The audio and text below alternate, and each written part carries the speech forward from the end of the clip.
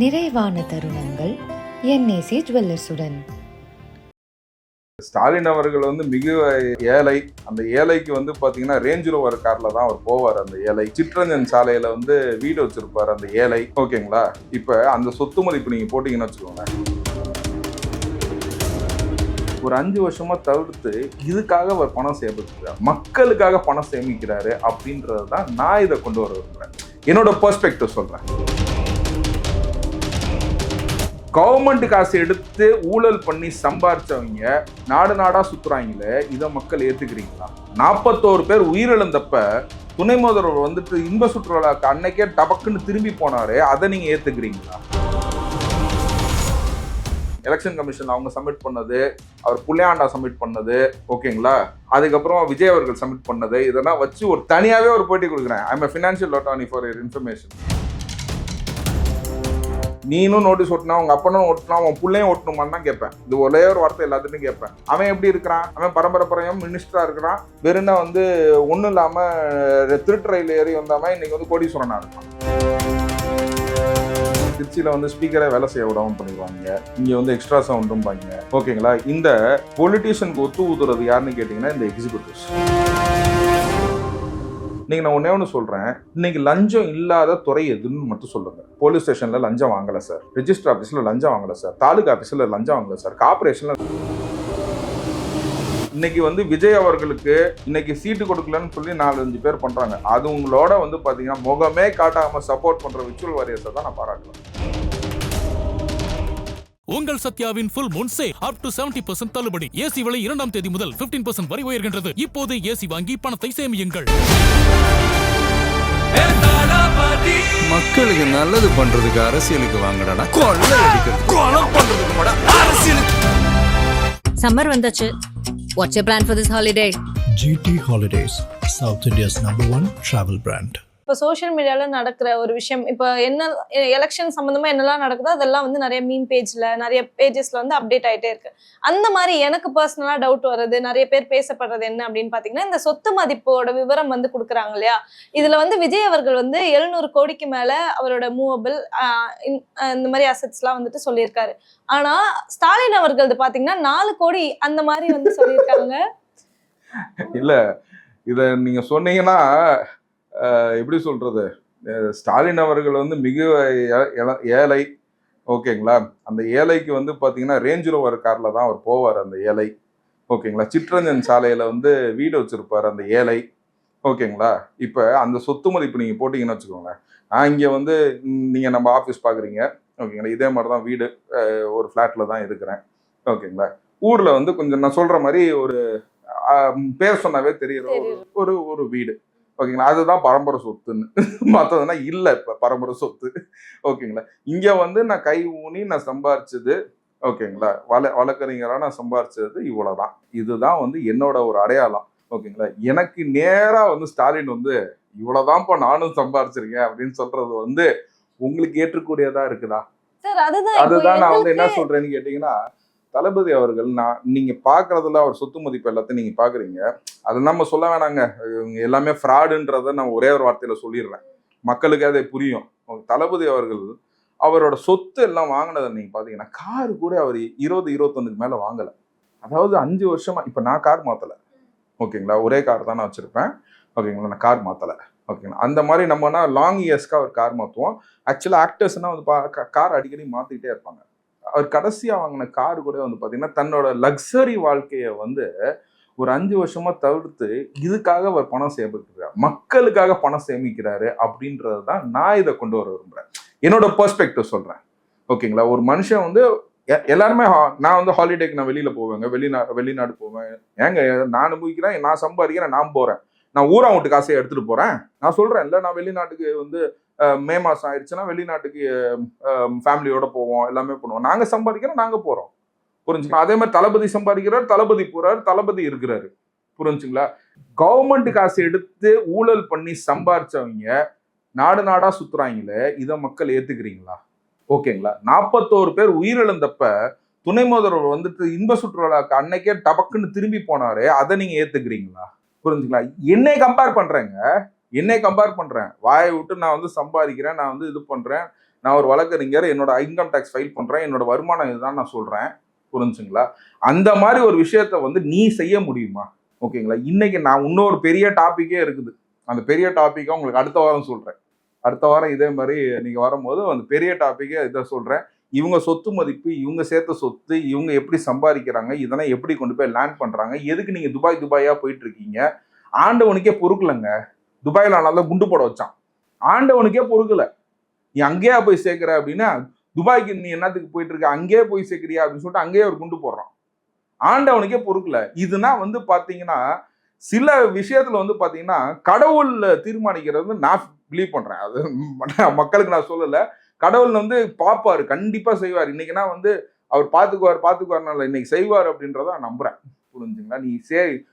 நீ சேர்த்த ஊழல்ல சேர்த்த சொத்து எதுவுமே உனக்கு நிக்காது. புரிஞ்சுங்களா? இன்னைக்கு ஆரம்பிக்கிறது, இன்னைக்கு பாத்தீங்கன்னா பாருங்க எங்க இருக்க யோசிச்சு கொண்டு வந்து திருச்சி தொகுதியில போட்டா இருப்பாங்க. புரிஞ்சுங்களா? எல்லாத்துக்கும் ஒரு இது இருக்குங்க. இன்னைக்கு வந்து ஒரு மறுவாழ்வு மாதிரி ஒண்ணு தமிழ்நாடு மக்களுக்கு ஒரு மறுவாழ்வு மாதிரி தான் அதை நான் பாக்குறேன். ஓகே சார், நான் என்ன இதுல இருந்து கேட்க வரேன் அப்படின்னா, இது பார்க்கும் போதே எல்லாருக்குமே வந்து ஒரு பேசிக்கா தெரியுது இது பொய்யான ஒரு விஷயம் தான் அப்படின்ட்டு. இதை வந்துட்டு ஆனா அவங்க ஒரு அபிஷியலா வந்து அதை டாக்குமெண்ட் பண்ணி இதுதான் உங்களுது அப்படின்றாங்க. இதை எப்படி அவங்க கவர்மெண்ட்ல ஒத்துக்கிறாங்க? இல்ல என்னன்னு கேட்டீங்கன்னா, இது கவர்மெண்ட்ல வந்து பாத்தீங்கன்னா இவங்க ரொம்ப டெக்னிக்கலா வச்சிருப்பாங்கங்க. அவங்க சொத்துக்கள்னா அவங்க பேர்ல எப்படி இல்லாம இருக்கிறதுக்கு வந்து பாத்தீங்கன்னா எல்லாம் பினாமி தானே. இந்த பினாமி டிரான்சாக்ஷன் சொல்லி பினாமி ஆக்ட்னே ஒண்ணு இருக்கு. புரிஞ்சுங்களா? நீங்க அவருக்கு பினாமி இருந்து பினாமியை பிடிச்சிங்கன்னா பினாமி ஆக்டில் வந்து அவங்கள அரெஸ்ட் பண்ணலாம். அந்த அளவுக்கு ஒரு சீக்கிரட்டா வச்சிருக்காங்க. புரிஞ்சுங்களா? அவங்களோட நிறுவனத்தை பத்தினா நான் திரும்ப டிஸ்கஸ் பண்றேன். இதை நம்ம ஒரு இதாவே வைக்கலாம். அவங்க மொத்தமா அவங்களோட எலெக்ஷன் கமிஷன் அவங்க சப்மிட் பண்ணது, அவர் புள்ளையாண்டா சப்மிட் பண்ணது, ஓகேங்களா? அதுக்கப்புறம் விஜய் அவர்கள் சப்மிட் பண்ணது, இதெல்லாம் வச்சு ஒரு தனியாவே ஒரு பேட்டி கொடுக்குறேன். I am financial attorney for your information. ஓகேங்களா? இதை எல்லாத்தையும் இது பண்ணி எப்படி இதை பண்றாங்க, ஏது இது பண்றாங்கன்னு சொல்லிட்டு தனியாவே உங்களுக்கு பேட்டி கொடுக்குறேன். இது மக்களுக்குன்னா இன்னைக்கு எப்ப தெரியுதுன்னு கேளுங்க. யங்ஸ்டர்ஸ் நீங்க அரசியலுக்கு வரும்போது தான் தெரியுது. புரிஞ்சுங்களா? இல்லைன்னா வந்து பாத்தீங்கன்னா ஆதி காலத்துல பரம்பரையா நான் இருக்கிறேன், அந்த பரம்பரையா நீ வந்து அவங்களுக்கு வந்து இது நோட்டீஸ் ஒட்டிட்டு இருந்த, நீனும் நோட்டீஸ் ஒட்டினா, உங்க அப்பனும் ஒட்டினா, உன் பிள்ளையும் ஒட்டணுமான்னு தான் கேட்பேன். இது ஒரே ஒரு வார்த்தை எல்லாத்துட்டும் கேட்பேன். அவன் எப்படி இருக்கிறான்?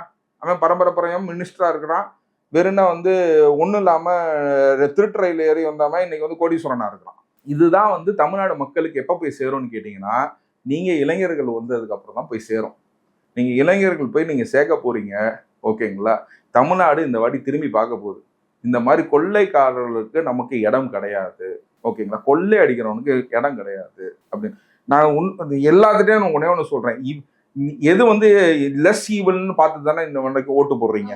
புரிஞ்சுங்களா? இவங்க ஈவில். இப்போ நான் என்ன சொல்றேன், நீங்க விஜய் எல்லாத்தையும் விட்டுருங்க, இஸ் நாட் கரப்டட்ல அப்படிங்கும் போது அதை மட்டும் பாருங்க. இவங்க என்ன ஈவல்ங்கிறது உங்களுக்கு தெரியும்ல. லெஸ் ஈவல் தானே பாக்குறீங்க. திமுகவான லெஸ் ஈவல் தானே பாக்குறீங்க. இந்த ஈவலாவே இதுங்கன்னா ஈவலை இக்னோர் பண்ணுங்க. நார்மல் பர்சனுக்கு ஓட்டு போடுங்க. Normal person. விஜய் இஸ் ஒரு நல்லவர். என்னை பொறுத்த வரைக்கும் அவர் வல்லவராக இந்த வாட்டியில வந்து கலக்குவாருங்கிறதுல எனக்கு.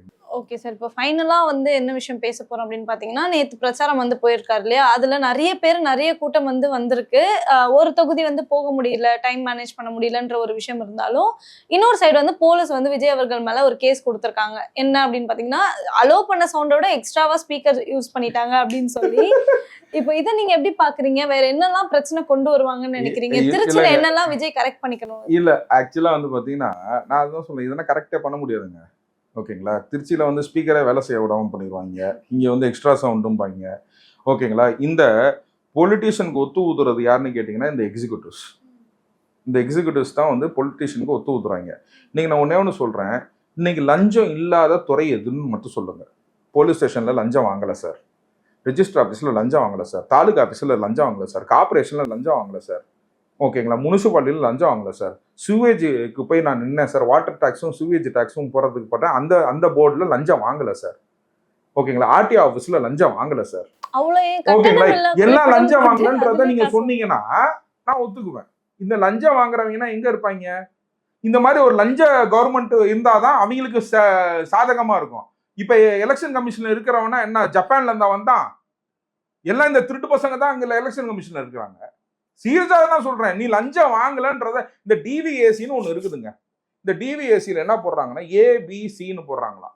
ஏ கேட்டகரி லஞ்சம் வாங்குறவன், பி கேட்டகரி லஞ்சம் வாங்கினா, லஞ்சமே வாங்குறவன் 2000 வாங்கினா 1 லட்சம் வாங்கினா, நான் தான் சொன்னேன் ஏபிசின்னு என்ன இருக்கு, முதல்வர்ல இருந்து எல்லா அமைச்சரும் ஏ கேட்டகரி லஞ்சம் வாங்குறவங்க, எம்எல்ஏஸ்னா B category, C category councillors, plus இந்த எக்ஸிகியூட்டிவ்ஸ்னா வந்து மொத்தமா நீ சேர்த்துக்கோ ஏபிசியில. இதுனா ஒரு பெரிய இது ஒரு புலனாய்வுன்னு சொல்லிட்டு டிவிஎஸ்சியில் உட்காந்து பண்ணிட்டு இருக்காங்க.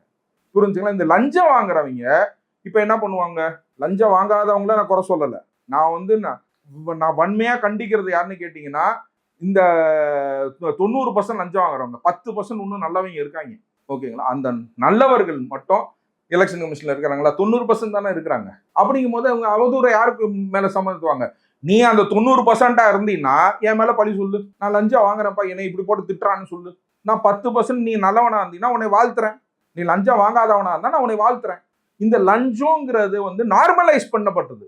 நான் தான் முன்னாடியே நான் சொல்றேன், இந்த எல்லா இடத்துலயும் வந்து பாத்தீங்கன்னா ஒண்ணு நம்ம அட்டாக் பண்றது காரணம் என்னன்னு கேட்டீங்கன்னா, தனித்தனியா ஒண்ணு வச்சுக்குவோம் அப்படின்றது அட்டாக். இந்த எக்ஸிக்யூட்டிவ் கமிட்டி இப்ப எங்க இருந்து வராங்க? ஜப்பான்ல இருந்து வந்தாங்களா? நேர்மையான அவர்களா? ஆந்திரால இருந்து வந்தாங்களா? கர்நாடகால இருந்து வந்தாங்களா? இங்க லஞ்சம் வாங்குறவங்க தானே அங்க. அப்படிங்கும் போது அவனை நம்ம பார்க்கணும், அவன் அதுக்கு முன்னாடி என்ன செஞ்சிருக்கான், எப்படி இருக்கிறான், என்ன இதுன்னு சொல்லிட்டு அதெல்லாம் விச்சுவல் வாரியர்ஸ் நோட் அமைச்சிருவாங்க. இப்ப ஏங்க இன்னைக்கு அவங்க இருக்கிற மாதிரி இல்லைங்க. நான் இன்னைக்கு ஏன் அவங்களை கேட்குறேன் அப்படின்னா, நமக்கு துணையே அவங்க தான். புரிஞ்சுங்களா? இன்னைக்கு வந்து விஜய் அவர்களுக்கு இன்னைக்கு சீட்டு கொடுக்கலன்னு சொல்லி 4-5 பேர் பண்றாங்க. அது உங்களோட வந்து பாத்தீங்கன்னா முகமே காட்டாம சப்போர்ட் பண்ற விச்சுவல் வாரியர்ஸை தான் நான் பாராட்டுவேன். இன்னைக்கு சீட்டு நிக்கிறவங்க அவங்க வாழ்த்துக்கள். ஓகேங்களா? முகமே காட்டாம எனக்கு வேணவே வேணாம பார்ப்பா, ஒரு ஸ்லீப்பர் செல் ரமணா மாதிரி இருக்கிறாங்கங்க இன்னைக்கு பாய்ஸ். இன்னைக்கு ரமணா மாதிரி இருக்காங்க. ரமணா படம் பார்க்கும்போது என்ன சூப்பரா இருக்கு, விஜயகாந்த் அதுல இறந்து கூட போயிடுவார், ஆனா படம் ஹிட். ஒரு ஹீரோ செத்து ஒரு படம் ஹிட் ஆனது ஒரே ஒரு படம் எனக்கு தெரிஞ்சு ரமணா தான். அந்த மாதிரி கவர்மெண்ட்டை எதிர்பார்க்கிற மக்கள் இன்னைக்கு இளைஞர்கள். புரிஞ்சுங்களா? லஞ்சம் வாங்குறவன் இதை எதிர்பார்ப்பானா? ஓகேங்களா? சோ லஞ்சத்தை ஒழிக்கணும்னு நினைக்கிறவர்கள் இளைஞர்கள், அவர்கள் இதை எடுத்துட்டு செய்வாங்க. வீட்டில் இருக்கவங்க எல்லாத்தையும் ஓட்டு போடுவாங்க. ஒரு வீட்லயும் விஜய் இருக்காருங்கிறத உறுதி செய்வாங்க. புரிஞ்சுங்களா? இன்னைக்கு இந்த நல்லவர் வல்லவர் ஆகிறதுக்கு இந்த மக்கள் வந்து உறுதுணையா இருப்பாங்க. ஓகே சார், நிறைய விஷயங்கள் ரொம்ப தெளிவா சொன்னீங்க. நீங்க அதுல வேற ஒரு ட்விஸ்ட் வேற சொல்லிருக்கீங்க, அடுத்த வாரம் உங்களுக்கு இன்னும் ஸ்பெஷலா ஒண்ணு வச்சிருக்கேன் அப்படின்ட்டு. ஒரு வாரம் என்னடான்னு யோசிச்சு. இல்ல கண்டிப்பா, ஏன்னா நம்ம ஒரு விஷயம் சொல்லும் போது நான் வந்து I sent a document you. புரிஞ்சுங்களா? நான் வந்து ஒர்க் பண்ணிட்டு தான் நம்புறேன். நான் வந்து இன்னும் எனக்கு ஒன்றும் பெரிய சோர்ஸ்னா இல்லைங்க. புரிஞ்சுங்களா? இவங்க வந்து வலைதளத்துல போடுறதை எடுத்து நான் வந்து அனலைஸ் பண்ணி, ஓகேங்களா, அதுதான் நான் வந்து எனக்கு இருக்கிற வேலையே என்னால் பண்ண முடியல. புரிஞ்சுங்களா? அதுல எனக்கு கொஞ்சம் டைம் வேணுங்கிறதுனால கண்டிப்பா எலெக்ஷனுக்கு முன்னாடி இவங்க பண்ற குற்றங்களை நான் வந்து அடுத்த வாரம் உங்களுக்கு வந்து பிட்டு வச்சு. ஓகே, இதெல்லாம் வந்து விர்ச்சுவல் வாரியர்ஸ் பார்த்து சார் இதை தான் சொல்றாருன்னு அவங்க உங்களுக்கு பண்றதுக்கு வாய்ப்புகள் பண்ணட்டும். சந்தோஷம். நான் அதுதான் சொல்றேன். நான் சொல்றதை எல்லாத்தையும் அப்படியே ஏத்துக்காதீங்க. பெரியார் மாதிரி நானும் சொல்றேன். ஓகேங்களா? நான் சொல்றதை எதையுமே அப்படியே ஏத்துக்காதீங்க. நீங்க திங்க் பண்ணுங்க. பெரியார் ஒரே ஒரு தலைவர் மட்டும் தான் சொன்னாரு. நான் சொல்றதை அப்படியே நீ ஏத்துக்காத. நீ யோசிச்சு உனக்கு எது கரெக்ட்னு தோணுதோ நீ அதை யோசிச்சு எது கரெக்டோ அதை செயல்படுத்துங்கிறாரு. ஒரே ஒரு தலைவருங்க, உலகத்துல ஒரே தலைவர் சொன்னது பெரியார் மட்டும் தான் சொன்னாரு. புரிஞ்சுங்களா? அதனாலதான் வந்து பெரியார் ஏன்னா நான் சொல்றதை அப்படியே ஏத்துக்காதுன்னு ஒரு தலைவர் சொல்ல முடியுமா? அதுக்காக நான் சொல்றேன். பெரியாரின் பேர்ல நான் அதை சொல்றேன். ஓகேங்களா? நீங்க அனலைஸ் பண்ணி உங்க அறிவை உபயோகப்படுத்தி நீங்க வந்து இதை வந்து மக்கள்கிட்ட எடுத்து சொல்லுங்க அப்படின்றத கேட்டுக்கொள்கிறேன். ஓகே சார், அப்ப கண்டிப்பா நிறைய விஷயங்கள் இன்னும் வெளிவரும் அப்படின்னு நினைக்கிறேன். அதுக்கெல்லாம் ரொம்ப ஈகரா வெயிட் பண்ணிட்டு இருக்கோம். ரொம்ப நன்றி sir. Thank you. Thanks a lot.